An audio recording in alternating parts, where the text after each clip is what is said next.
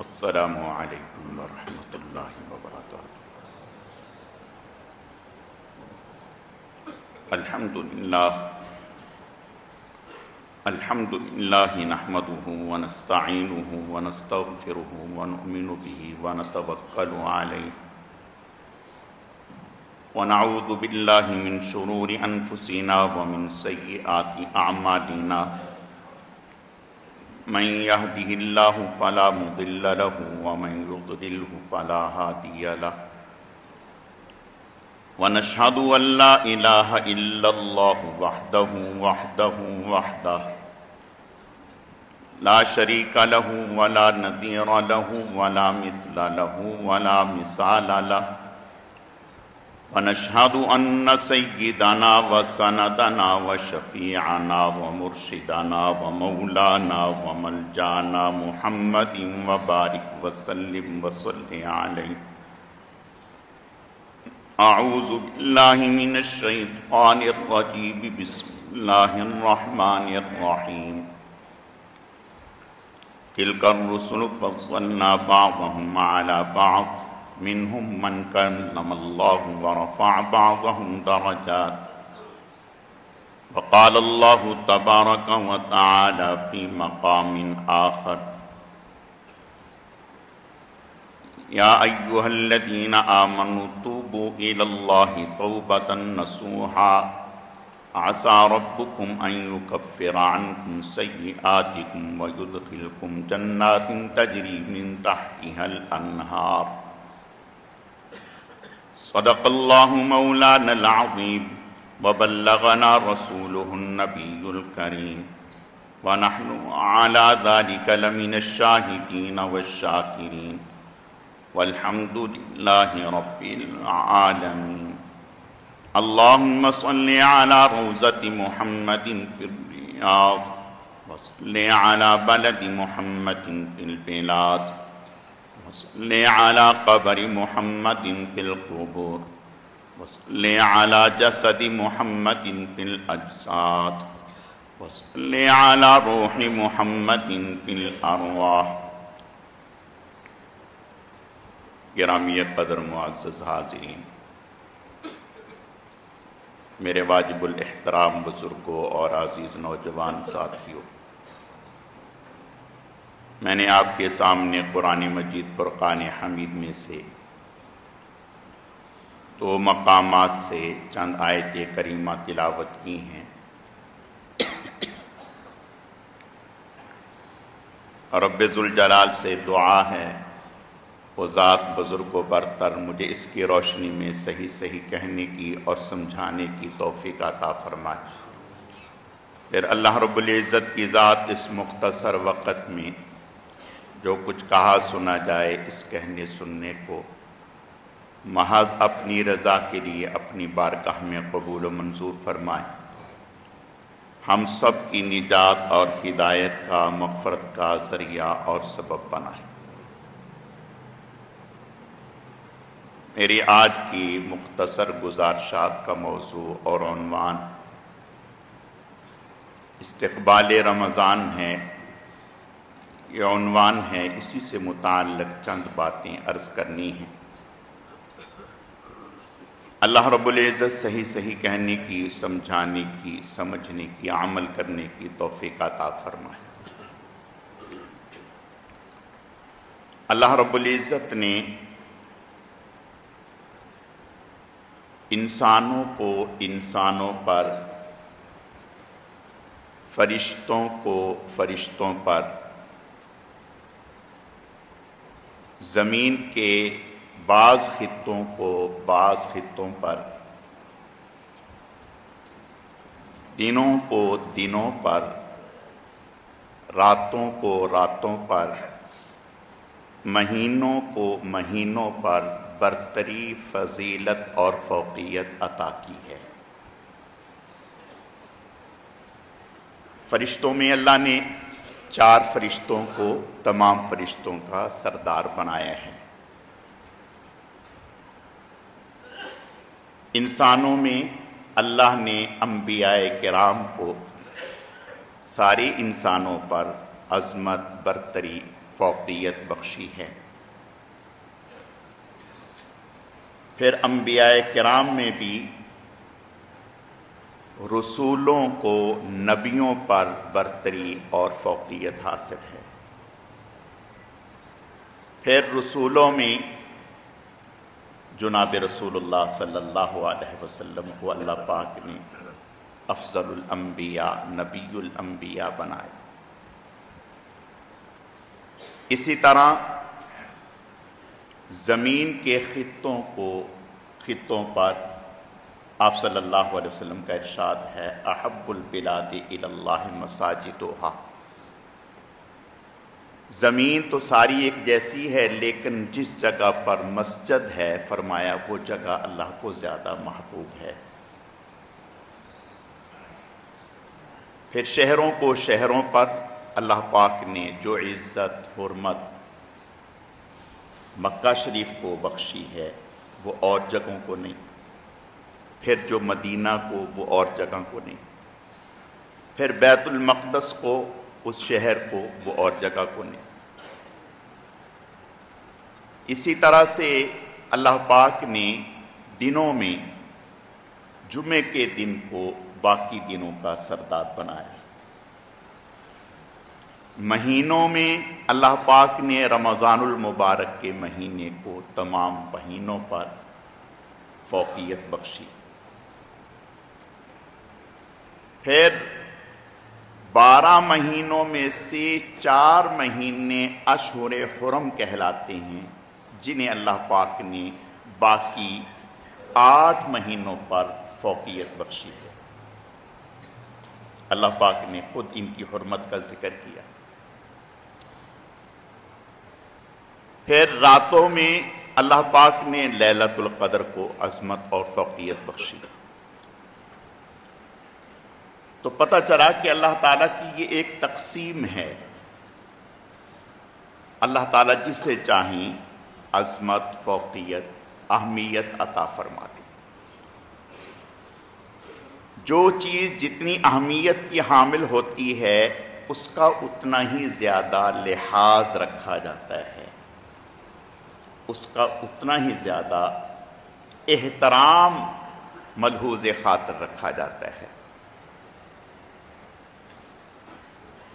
ہم احترام تو ساری ہی مساجد کا کرتے ہیں، لیکن حرمین شریفین کا اور زیادہ احترام بڑھ جاتا ہے، ان کی عظمت بڑھ جاتی ہے۔ تو اسی طرح مہینے تو سارے ہی ہیں، لیکن رمضان المبارک کا جو مہینہ ہے آپ صلی اللہ علیہ وسلم اس کی عظمت حرمت کے پیش نظر اس کی تیاری پہلے سے شروع کرتے۔ دیکھیں جتنی بھی عبادات ہیں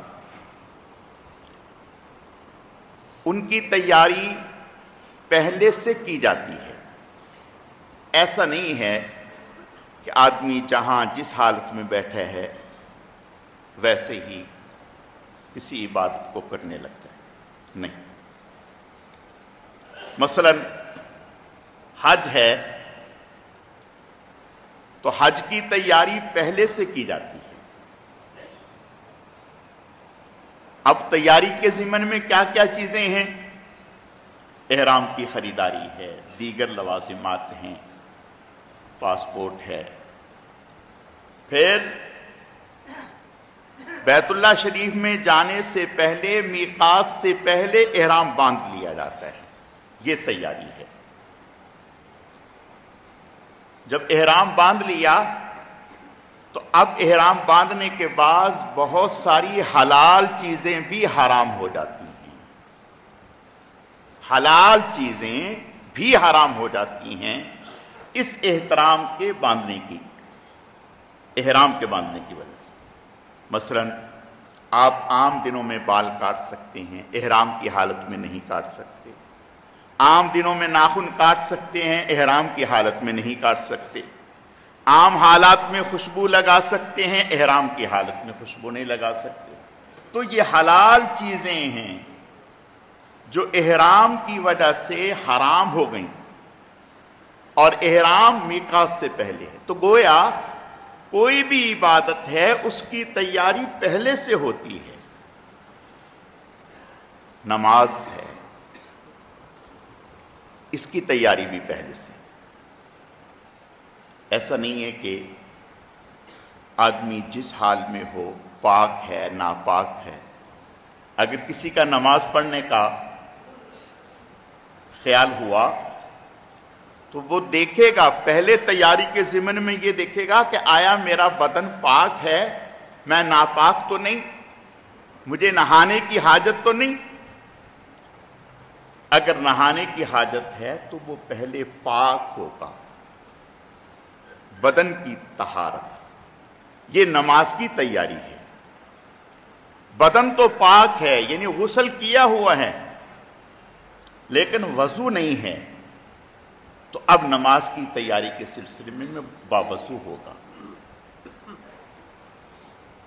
پھر نماز کی تیاری کے سلسلے میں لباس پہنے گا اور دیکھے گا کہ لباس پاک ہے ناپاک تو نہیں. پھر جہاں نماز پڑھنی ہے وہ جگہ دیکھے گا, آیا کہ وہ جگہ پاک ہے.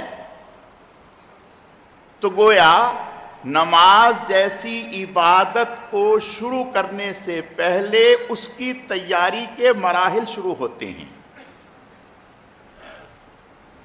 جب 100% تیاری ہو جاتی ہے اب نماز پڑھتا ہے. جب 100% تیاری ہو جاتی ہے اب حج کرتا ہے. جہاد ہے تو پہلے اس کی تیاری ہے, اسلحہ چلانا, گھوڑ سواری, اسلحہ خریدنا, اسلحہ تیار کرنا, راستے کا ساز و سامان, یہ پہلے سے تیاری ہے. پھر جہاد ہے. تو رمضان المبارک کو صحیح معنوں میں پانے کے لیے ایک تو ہے کہ آیا اور گزر گیا, آیا اور گزر گیا, نہ کچھ لیا نہ کچھ دیا. ایسے تو زندگی بھر رمضان گزرتے رہتے ہیں. ایک ہے کہ رمضان صحیح معنوں میں وصول ہو جائے,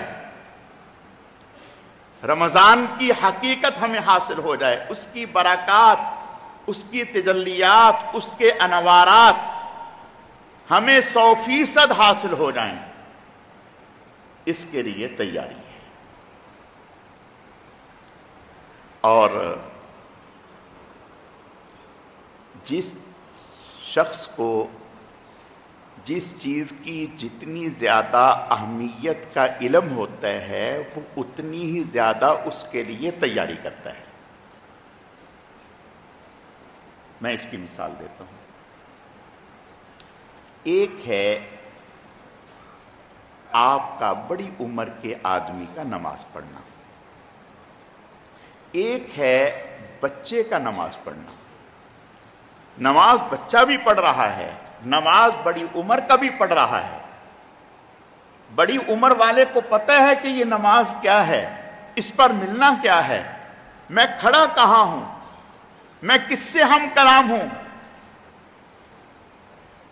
کون سی ذات عالی کے سامنے میں کھڑا ہوں.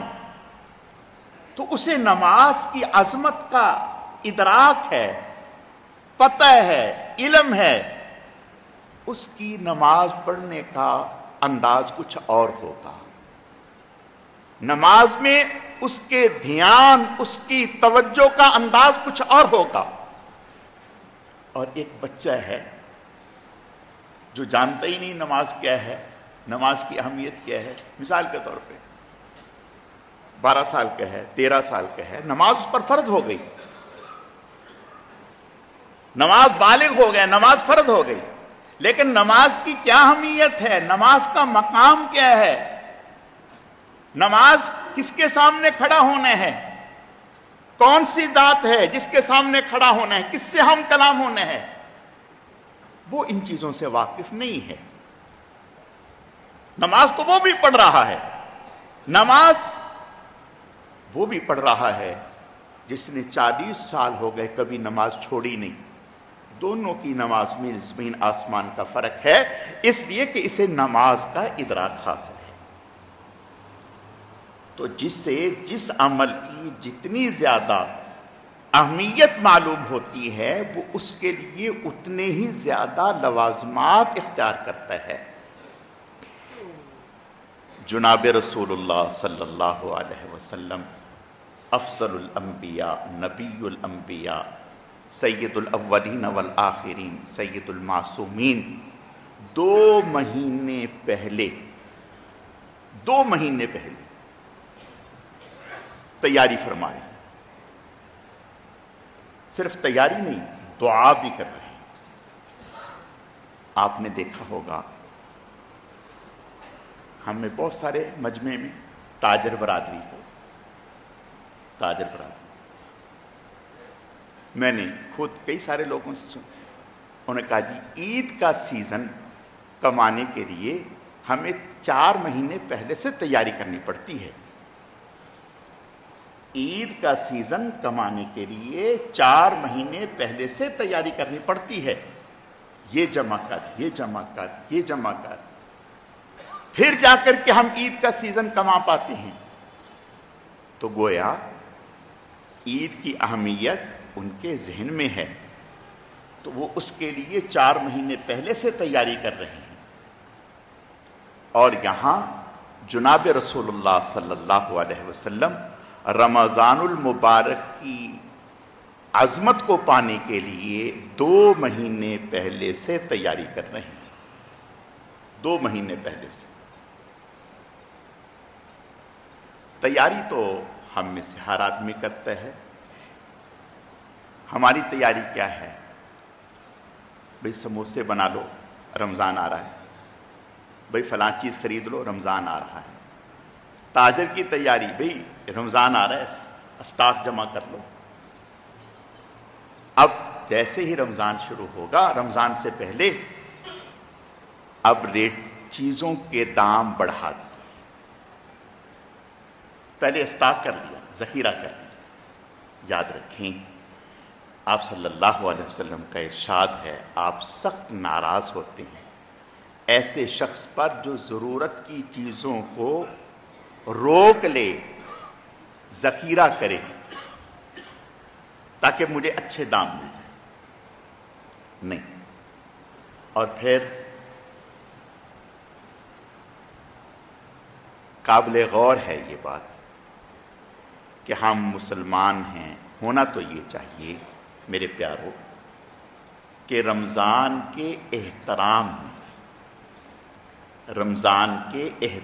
میں اس خیال سے کہ ہر مسلمان جو دین سے تعلق رکھنے والا ہے، کلمہ پڑھنے والا ہے، رمضان کا مبارک مہینہ ہے، ہر مسلمان نے روزے رکھنے ہیں، تو اس میں چلو راشن میں منافع تھوڑا کم کر لے،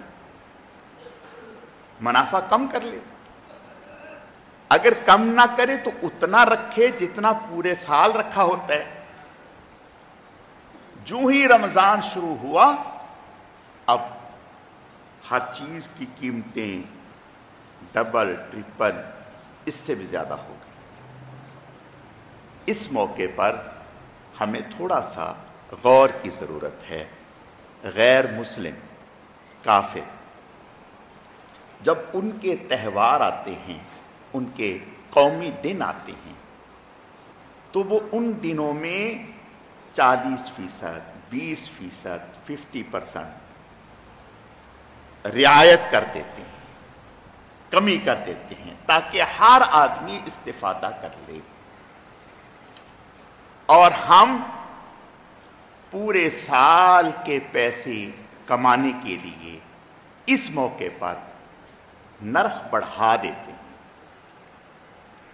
یہ پوری ایک چین ہے۔ میں یہ نہیں کہہ رہا کہ بہت سارے اللہ کے بندے ہیں جن کے دل میں اللہ نے خدا خوفی رکھی ہے، احساس رکھا ہے،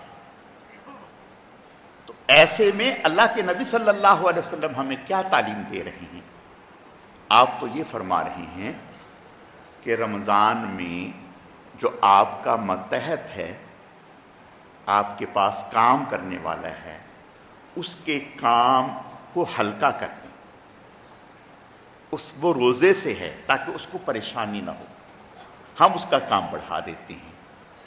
گویا آپ صلی اللہ علیہ وسلم رمضان المبارک میں ہمیں لوگوں کے ساتھ نرمی کا، رحم کا، صلہ رحمی کا، غمخواری کا درس دے رہے ہیں، اور ہم پہلے سے تیار ہو کر کے بیٹھے ہوتے ہیں کہ پورے سال کے منافع اسی مہینے میں حاصل کرنے.